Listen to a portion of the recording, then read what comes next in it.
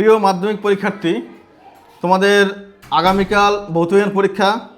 তো ভৌতবিজ্ঞান সাবজেক্টটি কঠিনও বলা যাবে না, আবার একদম সহজ সেটাও বলা যাবে না। পড়াশোনা করলে সবই ইজি। তো তোমাদের মধ্যে একটা আনন্দ কাজ করছে যে আগামীকাল ভৌতবিজ্ঞান পরীক্ষা শেষ, পরীক্ষা শেষে এখানে যাব ওখানে যাব ওখানে যাব। কিন্তু হ্যাঁ, এটাও ঠিক, আবার আগামীকাল যে একটা ভৌতবিজ্ঞানের মতো একটা ভাইটাল সাবজেক্টের পরীক্ষা, এটাকেও মাথায় রাখতে হবে। এবং সেটা মাথায় রেখেই তোমাদের জন্য কিছু টিপস এবং বলতে পারো যে কী কী প্রশ্ন আসার সম্ভাবনা বেশি, সেই কোশ্চেনগুলো তোমাদেরকে একটু বলবো। এবং এই কোশ্চেনগুলো তোমরা আজকে রাত্রে এবং কালকে সকালে অন্তত একবার দেখে যাবা। অ্যাকচুয়ালি বিজ্ঞানে তো সাজেশন হয় না, যারা 90-তে 90 পাওয়ার ইচ্ছে তারা প্রত্যেকেই মোটামুটি সমস্ত বইটা একবার দেখে যাবে, কোনো চ্যাপ্টার বাদ দেবে না।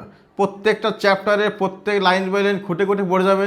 এরকম না যে তোমরা 10 দিন আগে একটা চ্যাপ্টার পড়েছো, আজকে রাত্রে না পড়লে হবে বা কালকে সকালে না দেখলে হবে, ওটা আমি পারবো, এরকম না। তোমরা প্রত্যেকটা চ্যাপ্টার আজকে রাত্রে হোক কালকে সকাল 8টা বা 9টার মধ্যে যতটা তোমরা পড়াশোনা করো, যত টাইম অবধি প্রত্যেকটা চ্যাপ্টার একটু খুঁটে খুঁটে দেখে যাবে।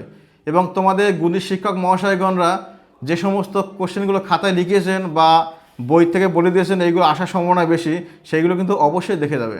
এবং তার মধ্যে থেকেও আমি বিগত কয়েক বছরের কোশ্চেন দেখে, তার প্যাটার্ন দেখে, এবং যে সমস্ত কোশ্চেনগুলো এই মুহূর্তে ট্রেন্ডিংয়ে আছে সেই সমস্ত কোশ্চেনগুলো তোমাদের একটু বলে দেবো যে আজ রাত্রে পড়ো বা কালকে সকালের মধ্যে পড়ো, তোমরা সেই কোশ্চেনগুলো একটু দেখে যাবে।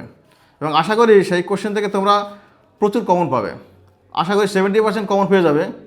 এবার যারা 90-তে 90 পাবে তাদের জন্য এটা কিন্তু অবশ্যই ভালো, কিন্তু তারা এর বাইরেও অনেক প্রশ্ন পড়ে যাবে বইয়ের থেকে। তো একটুখানি তোমাদের প্রশ্নের প্যাটার্নটা বলে দিচ্ছি। পরিবেশের জন্য ভাবনা এমসিকিউতে থাকে একটা থাকে 1 নাম্বার, এবং 1 নম্বরে 2টো কোশ্চেন থাকে 2 নাম্বার, 2 নম্বরে একটা কোশ্চেন থাকে 2 নাম্বার, তাতে টোটালে 5 নাম্বার দাঁড়াচ্ছে পরিবেশের জন্য ভাবনা। গ্যাসের আচরণ থেকে একটি এমসিকিউ থাকবে, 2টি শর্ট থাকবে, 2টি 2 নম্বরে থাকবে, আর 2টি 1 নম্বরে থাকবে পরিবেশ গ্যাসের আচরণ থেকে, আর একটি 3 নম্বরে থাকবে। টোটালে থাকবে 8 নাম্বার। রাসায়নিক গণনা থেকে একটি অঙ্ক থাকবে 3 মার্ক, আর একটা শর্ট থাকবে টোটালে 4 মার্ক। শর্ট বলতে এমসিকিউ থাকবে। তাপের ঘটনাসমূহ থেকে এমসিকিউ একটি, শর্ট কোশ্চেন একটি, 3 মার্কের একটি, টোটাল দাঁড়াচ্ছে 5 নাম্বার। আলো থেকে সবচেয়ে বেশি নাম্বার থাকবে, 2টি এমসিকিউ, একটি 2 নম্বরের, 2 নম্বরে একটি, আর 3 মার্কের 2টি, টোটালে 12 নম্বর থাকবে। এইভাবে টোটালে মোটামুটি একটা তোমাদের ধারণা দিচ্ছি। চলতরিৎ থেকে 12টা থাকবে 12 মার্ক, পরমাণু নিউক্লিয়াস থেকে থাকে 5 মার্ক, পর্যায় সারণী এবং মৌলের ধর্মের পর্যায়বৃত্ততা থেকে থাকবে 6 নম্বর, আয়নীয় ও সমজীবী বন্ধন থেকে থাকবে 6 মার্ক, তড়িৎ প্রবাহ ও রাসায়নিক বিক্রিয়া থেকে থাকবে 6 মার্ক, পরীক্ষাগার ও রাসায়নিক শিল্পে অজৈব রসায়ন থেকে থাকবে 8 মার্ক, ধাতুবিদ্যা থেকে থাকবে 5 মার্ক, জৈব রসায়ন থেকে 8 মার্ক, টোটালে 90। এটা হচ্ছে প্রশ্নের প্যাটার্ন। প্রত্যেকটা চ্যাপ্টার থেকে আলাদা করে দেওয়া আছে, ওটা বলে ভিডিওটা দীর্ঘায়িত করব না।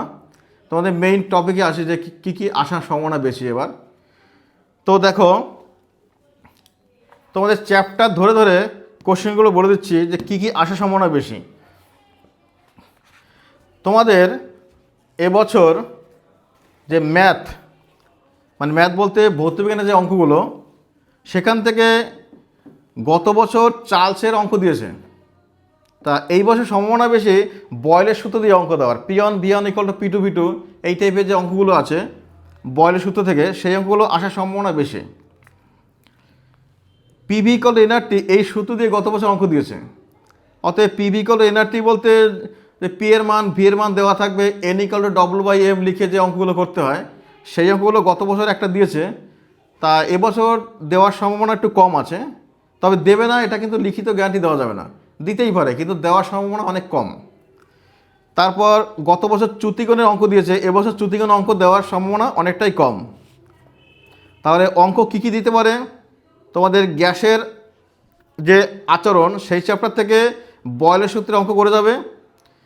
তারপর P1 V1/T1 = P2 V2/T2, এই ধরনের যে অঙ্কগুলো এই সূত্র দিয়ে করতে হয়, এই অঙ্কগুলো একটু করে যাবে। তারপর একটা অঙ্ক আছে একটুখানি ঘুরিয়ে পেঁচিয়ে দেয়, যেমন পরম শূন্য উষ্ণতার মান নির্ণয় করো। কিছু কিছু ডেটা দেওয়া থাকবে, পরম শূন্য উষ্ণতার মান নির্ণয় করো, সেই অঙ্কগুলো দিতেই পারে। তার চলতরিৎ থেকে তোমরা অঙ্ক করে যাবে। ধরো একটি বাল্বে গায়ে লেখা আছে 220 ভি 100 ডব্লু।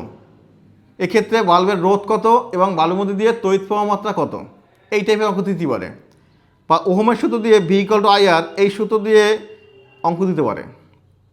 এছাড়া তোমাদের যে বাড়িতে যে বিভিন্ন রকম বাল্ব, ফ্যান, টিভি এই সমস্ত চালানোর জন্য প্রতি মাসে কত টাকা বিদ্যুৎ বিল আসে, তার উপর ভিত্তি করে যে অঙ্কগুলো, সেই অঙ্কগুলো আসার সম্ভাবনা অনেকটাই বেশি।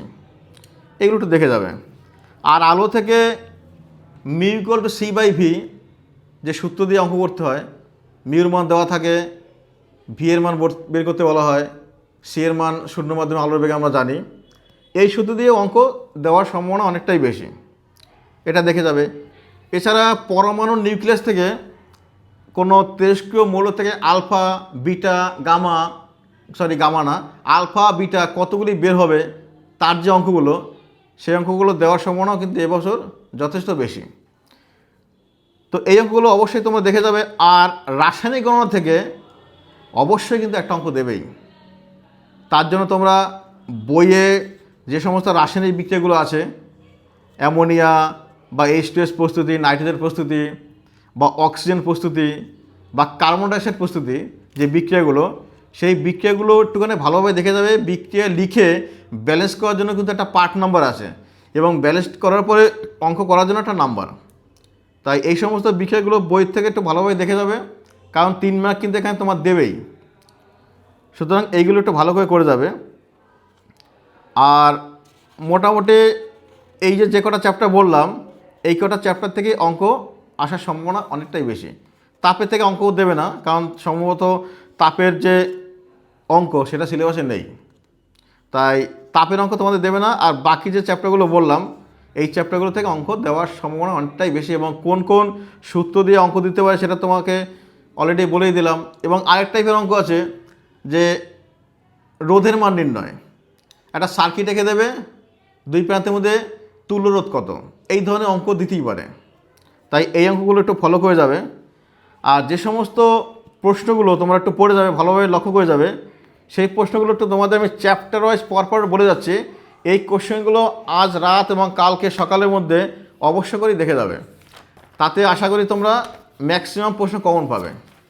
আর আবারও বলি যে সাজেশান সায়েন্সের হয় না, কিন্তু এটা হচ্ছে আমাদের ধারণা বা প্রেডিকশান। বিগত দিনের প্রশ্নগুলো দেখে এটা আমাদের ধারণা যে আসার সম্ভাবনা অনেকটাই বেশি, তাই সেইগুলোই তোমাদেরকে বলছি। দেখো, খুব অল্প কয়েকটা প্রশ্ন বলবো।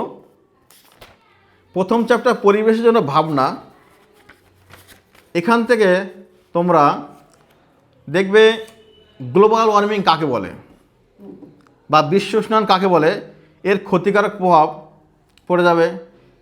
তারপর ওজোন গ্যাস ধ্বংসের জন্য সিএফসির ভূমিকা, এটা একটু ভালোভাবে পড়ে যাবে, এটা দেওয়ার সম্ভাবনা অনেকটাই বেশি। তারপর ওজোন গ্যাস ধ্বংসের ক্ষতিকারক প্রভাব, এগুলো একটু দেখে যাবে।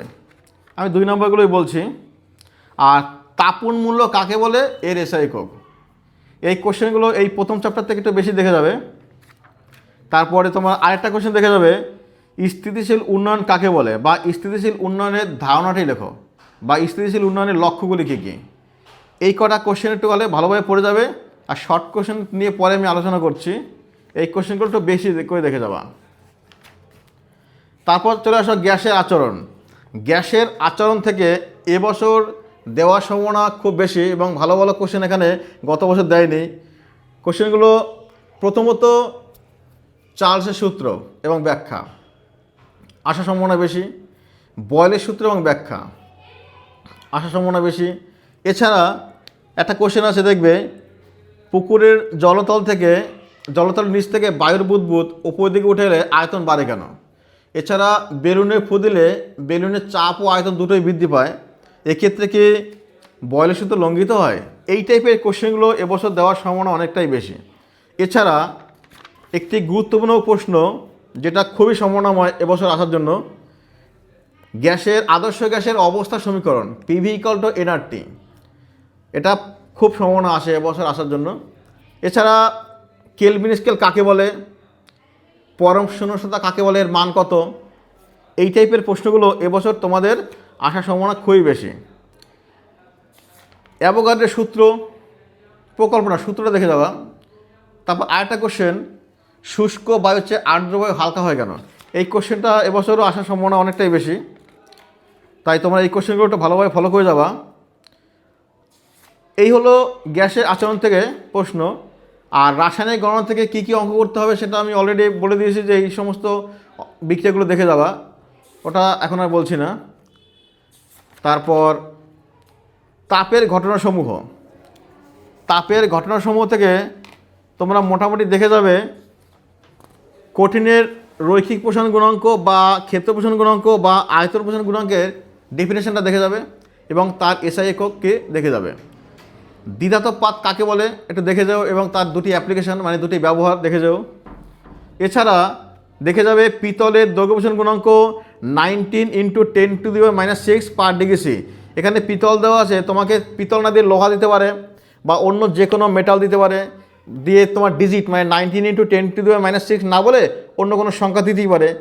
এটা বলতে কী বোঝো তোমরা, এটা দিতে পারে 2 নম্বরের আলফা বিটা গামার মধ্যে যে সম্পর্ক, আলফা = β/2 = γ/3, এটা দিতে পারে। এছাড়া তোমাদের দেওয়ার সম্ভাবনা আছে চার্লসের সূত্রে ব্যবহৃত 1/273 ভগ্নাংশটিকে কী বলে, এটাও দেওয়ার সম্ভাবনা তোমাদের খুব বেশি এবছরের জন্য। এছাড়া তোমরা পড়ে যাবে তাপীয় রোধ কাকে বলে, তাপীয় রোধ কাকে বলে সেই কোশ্চেনটাও কিন্তু এবছর দিতে পারে, দেখে যাবে। তাপীয় রোধের এসআই একক কী দিতে পারে।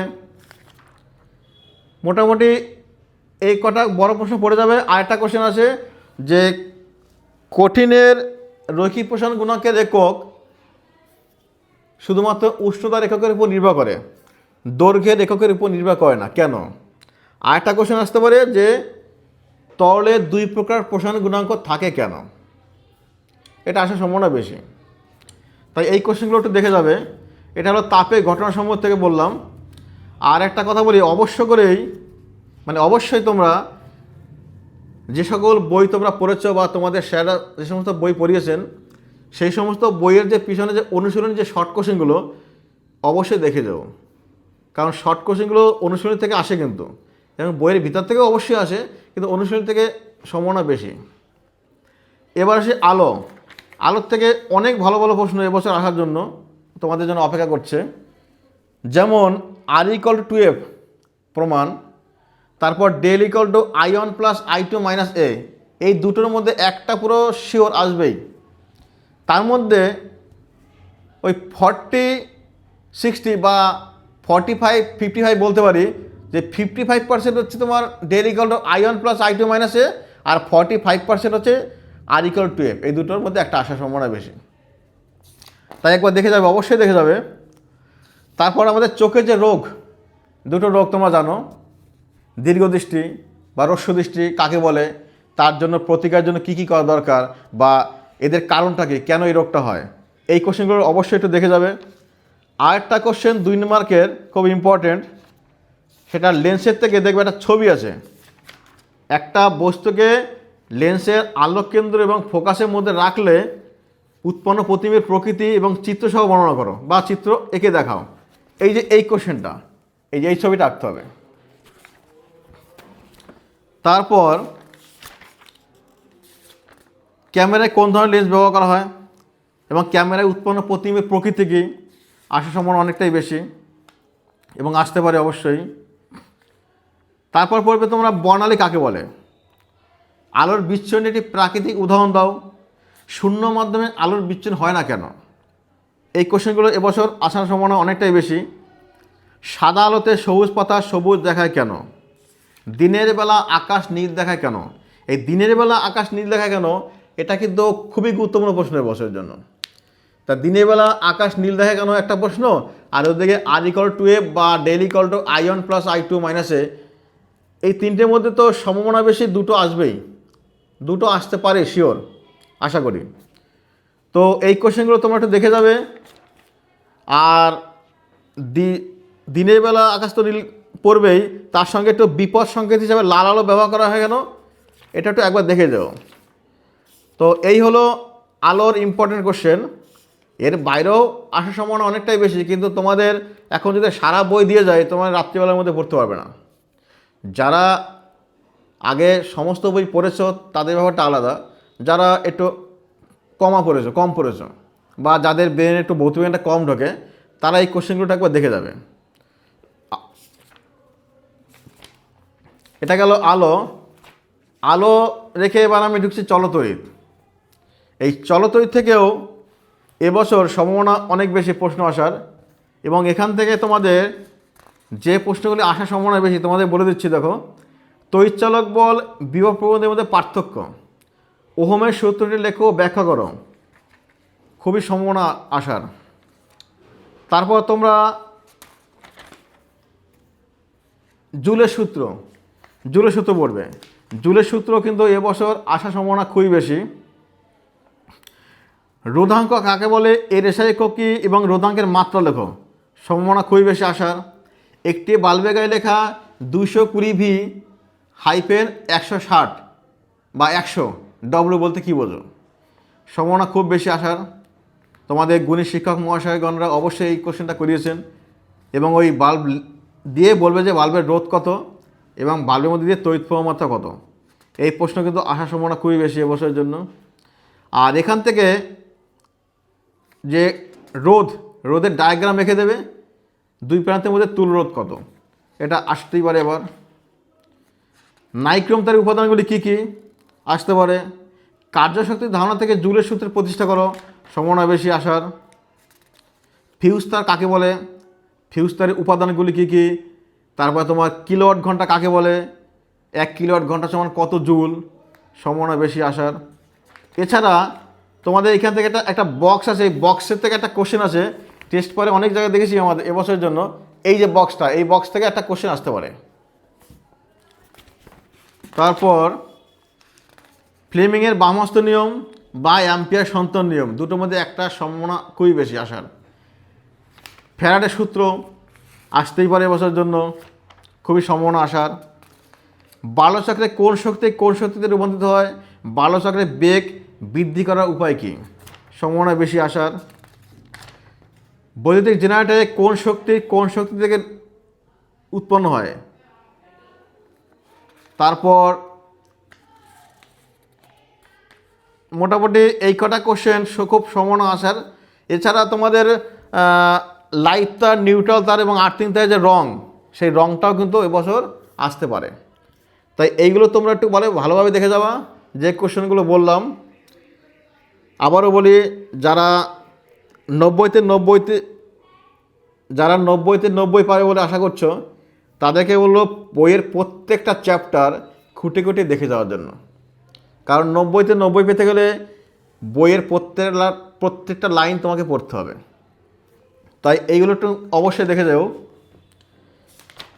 এবার আসি পরমাণু নিউক্লিয়াস। এই পরমাণু নিউক্লিয়াস থেকেও কিন্তু এবছর অনেক প্রশ্ন আসবে। তোমাদের পরমাণু নিউক্লিয়াস থেকে মোটামুটি 5 মার্ক থাকবে, একটি এমসিকিউ, একটি 1 মার্কের শর্ট কোশ্চেন আর একটা 3 মার্কের কোশ্চেন থাকবে, 5 মার্ক। এখান থেকে পড়তে পারো তোমরা আলফা বিটা গামার মধ্যে কার ভেদন ক্ষমতা সবচেয়ে বেশি, পড়তে পারো। তেজস্ক্রিয় খনিতে কেন হিলিয়াম বেশি পাওয়া যায়, এটা পড়তে পারো। তারপর এখান থেকে অঙ্ক আসবে আলফা বিটা গামা কতগুলি নির্গত হয়, গামা না আলফা বিটা কতগুলি নির্গত হয়, সেটা আসতে পারে। তারপর এখান থেকে তেজস্ক্রিয়তার ব্যবহার লেখো দুটি, সম্ভাবনা বেশি। তেজস্ক্রিয়তা এসআই একক কী, নিউক্লিয় বিভাজন এবং নিউক্লিয় সংযোজন কাকে বলে, উদাহরণসহ লেখো, আসতে পারে এবার। এছাড়া নিউক্লিয় সংযোজন এবং বিয়োজনের মধ্যে পার্থক্য পড়ে যাবে।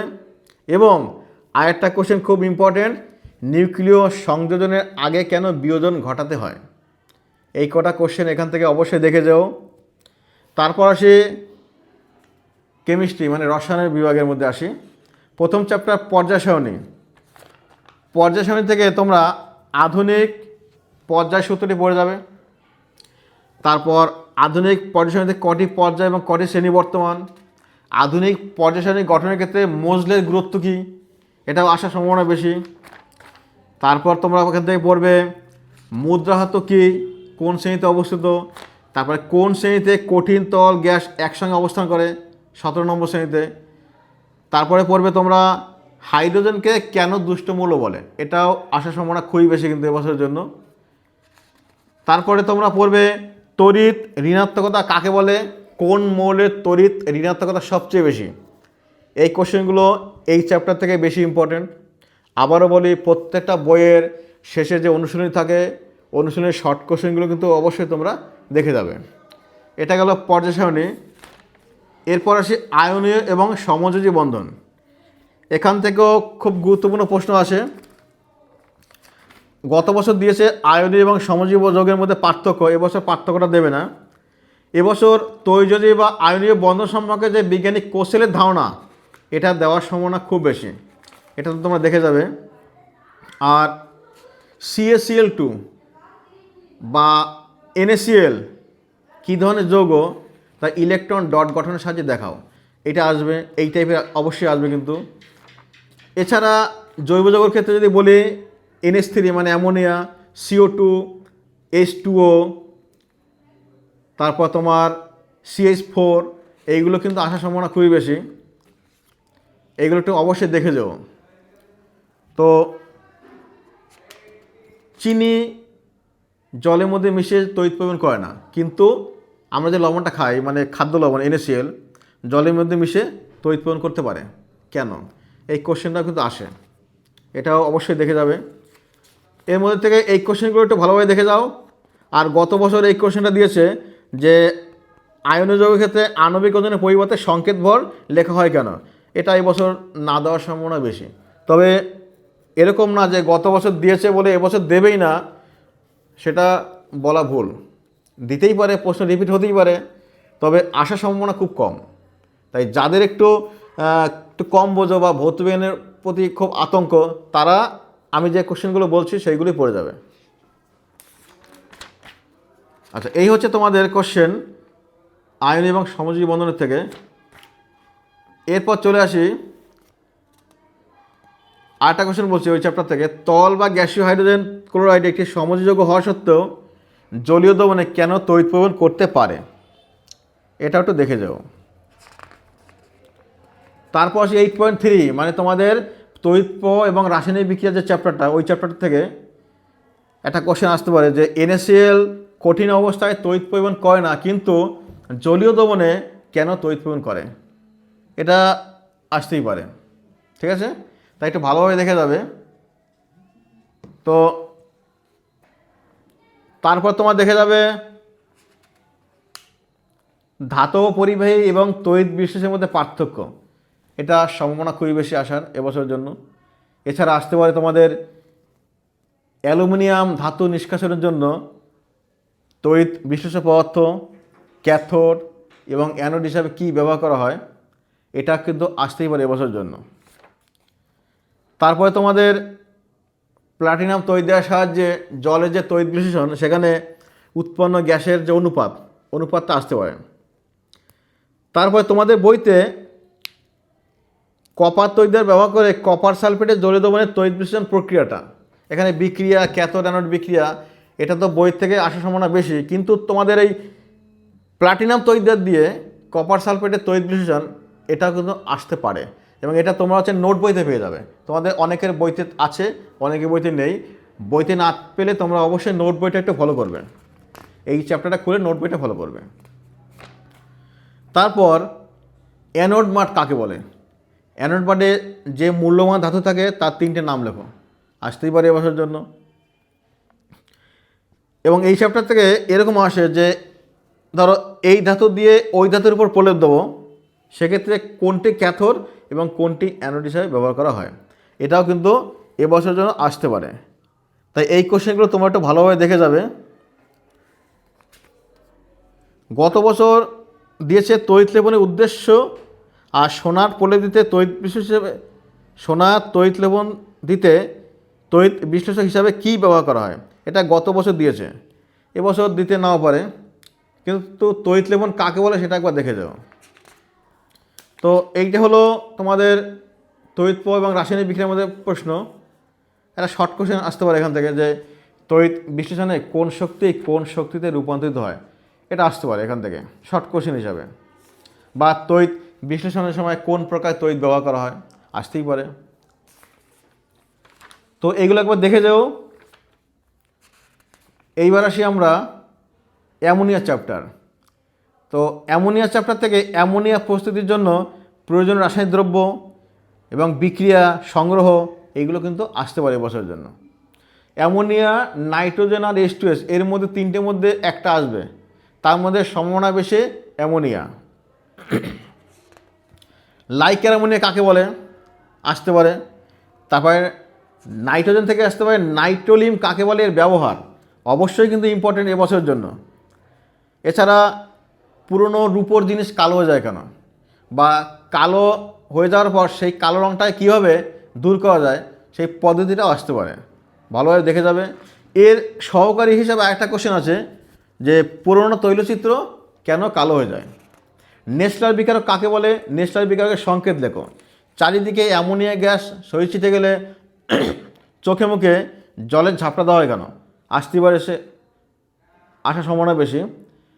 তারপরে অ্যামোনিয়ার দুটি ব্যবহার আসতে পারে। তারপরে ঘুমের ওষুধ তৈরি করার জন্য কোন যৌগ ব্যবহার করা হয়, আসতে পারে। ঘুমের ওষুধের নাম কি, আসতেই পারে। তারপরে কীটযন্ত্রে তৈরি করা হয় এমন দুটি গ্যাসের নাম, আসার সম্ভাবনা বেশি। তারপর H2S এর একটি ব্যবহার, H2S-কে শুষ্ক করতে কোন যৌগ ব্যবহার করা হয়, P2O5। তারপরে আসে খুব ইম্পর্টেন্ট এবছরের জন্য, মানে একদম 100% গ্যারান্টি দেওয়া যায় যে একটা আসবেই, সেটা হচ্ছে অসওয়াল পদ্ধতিতে নাইট্রিক অ্যাসিড প্রস্তুতি অথবা স্পর্শ পদ্ধতিতে সালফিক অ্যাসিড প্রস্তুতি। এই দুটো কোশ্চেন কিন্তু এবছর যে কোনো একটা আসবেই। তবে আমার মতে অসওয়াল পদ্ধতির সম্ভাবনা বেশি। তবে এরকম না যে অসওয়াল আসবে আর স্পর্শ পদ্ধতিতে সালফিক অ্যাসিড প্রস্তুতি আসবে না, এটা বলছি না, কিন্তু ওই 45% আর 55% এইটা বলতে পারো।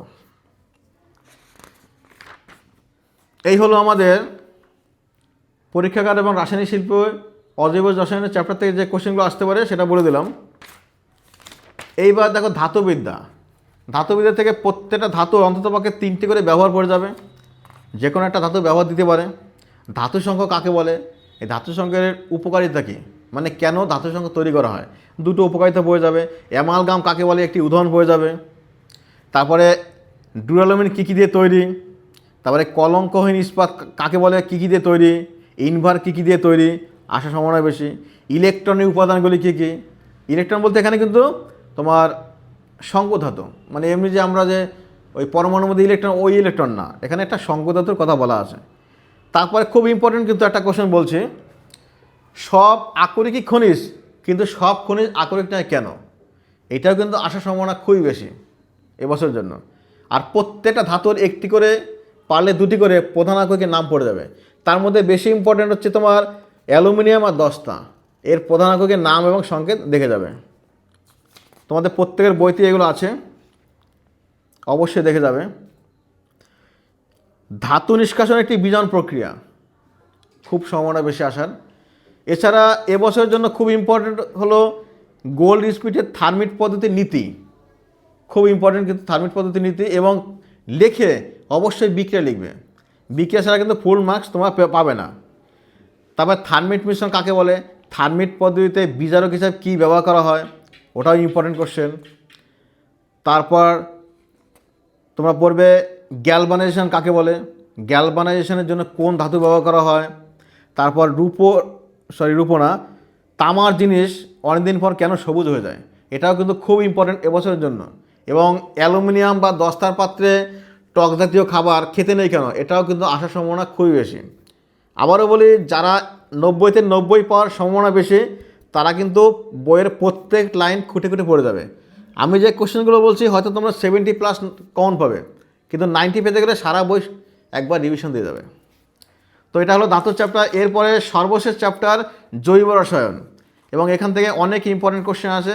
জৈব রসায়ন থেকে তোমাদের টোটাল 8 মার্কস থাকবে। প্রথমে একটা শর্ট বলছি যে মিথেনে HCH বন্ধন কোণের মান কত, আসতে পারে। জৈব অজৈব যৌগের মধ্যে পার্থক্য সম্ভাবনা খুবই বেশি আসতে পারে। এবং কার্যকরীমূলক কাকে বলে, বা একটা যৌগ দিয়ে বললো এই যৌগের কার্যকরীমূলক কী, আসতে পারে। শর্ট কোশ্চেন আসতে পারে। সমাবয়বতা কাকে বলে, তারপরে একটা যৌগ দিয়ে বললো যে এই যৌগের দ্বারা তৈরি দুটি সমবায়বের গঠন সংকেত লেখো, আসতে পারে।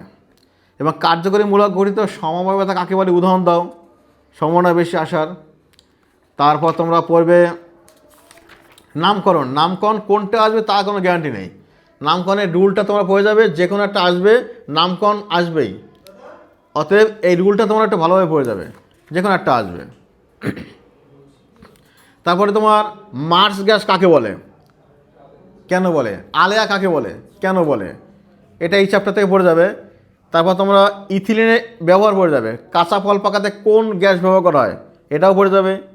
কার্বাইড বাতিতে কোন গ্যাস ব্যবহার করা হয়, এটাও পড়ে যাবে। তারপর এলপিজির যে গ্যাস আমরা রান্নার কাজে ব্যবহার করি, সেই এলপিজি কোনো গন্ধ নেই, কিন্তু তবুও ওই এলপিজির মধ্যে একটা বিশেষ গন্ধযুক্ত পদার্থ মেশানো হয় যাতে গ্যাস লিক করলে আমরা জানতে পারি। সেই কোন পদার্থ মেশানো হয় সেটাও আসতে পারে।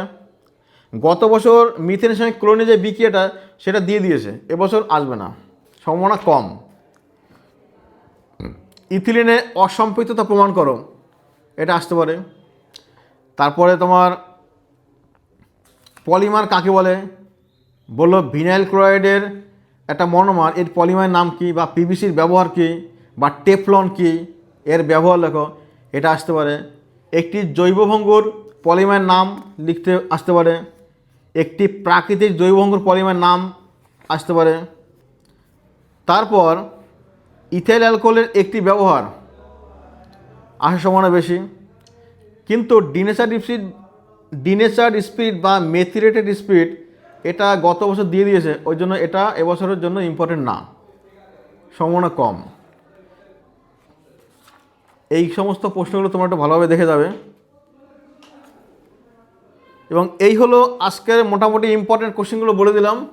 আর শর্ট কোশ্চেন বইয়ের প্রত্যেকটা লাইন বাই লাইনটা পড়ে যাবে, সেখান থেকে শর্ট কোশ্চেন তোমরা পেয়ে যাবে। এমসিকিউ এগুলো বানিয়ে দেয়, কিন্তু বইয়ের প্রত্যেকটা লাইন যদি তোমরা পড়ে যাও শর্ট কোশ্চেনগুলো পেয়ে যাবে এখানে কমন। শর্ট কোশ্চেন তো ওইভাবে প্রত্যেক লাইন বাই লাইন বলা যায় না, তবে ইম্পর্টেন্ট যেগুলো সেটা এটা দেখে যাও, কারণ শর্ট তো অনেক শর্ট আছে, ওই শর্ট তো বলা যায় না, তাহলে প্রত্যেকটা লাইনে শর্ট থাকে। তোমাদের বড় কোশ্চেনগুলো বলে দিলাম। এছাড়া যারা একটু বেশি পড়ে যাবে তাদের জন্য আমি কয়েকটা কোশ্চেন বলে দিচ্ছি, তোমরা একটু দেখে যাবে। মেন্ডেলিভের পর্যায় সারণীর ত্রুটিগুলি উল্লেখ করো। তারপর সোডিয়াম ক্লোরাইডের সংকেত NaCl না লিখে NaCl ব্র্যাকেটের বাইরে N, ব্র্যাকেটের মধ্যে NaCl তার নিচে N লেখা উচিত কেন? প্লাটিনাম তড়িৎ দেওয়ার সাহায্যে কপার সালফেটের জলীয় দ্রবণের তড়িৎ বিশ্লেষণ পদ্ধতিটি সংক্ষেপে ব্যাখ্যা করো। তারপর প্রমাণ করো অ্যামোনিয়ার মধ্যে হাইড্রোজেন বর্তমান। লেড অ্যাসিটেটে সিক্ত কাগজ H2S গ্যাস ধরলে কালো হয়ে যায় কেন? এই কোশ্চেনগুলো একটুখানি এক্সট্রা অর্ডিনারি, যারা একটু বেশি পড়ে যাবে তাদের জন্য বলছি, এগুলো একটু দেখে যাবে। আচ্ছা, এই হলো আমাদের মোটামুটি আজকের কোশ্চেন। আর দুটো কোশ্চেন বলছি।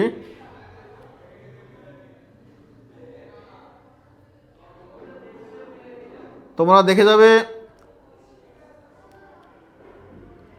একই মাত্রার HCl দ্রবণ অ্যাসিটিক অ্যাসিড দ্রবণের চেয়ে বেশি তড়িৎ প্রয়োজন করে কেন? অ্যালুমিনিয়াম তড়িৎ বিশ্লেষণে অ্যালুমিনিয়াম ধাতু নিষ্কাশনের সময় ক্রায়োলাইট ও ফ্লুরোস্পার মেশানো হয় কেন? তরল অ্যামোনিয়াকে হিমায়িত ব্যবহার করা হয় কেন? এগুলো যারা একটু বেশি পড়ে যাওয়ার চিন্তাভাবনা করছে তারা একটু দেখে যাবে। শৌচাগার বা আস্তাবলের কাছে অ্যামোনিয়ার ঝাঁঝালো গন্ধ পাওয়া যায় কেন? কালো হয়ে যাওয়া পুরনো তৈলচিত্রের রং পুনরুদ্ধার করা হয় কীভাবে? এটা আমি ওখানে বলেছি। তো এই কটা কোশ্চেন হচ্ছে বেশি ইম্পর্টেন্ট, এগুলোটা অবশ্যই দেখে যাবে। এছাড়া কত মিনিট হলো?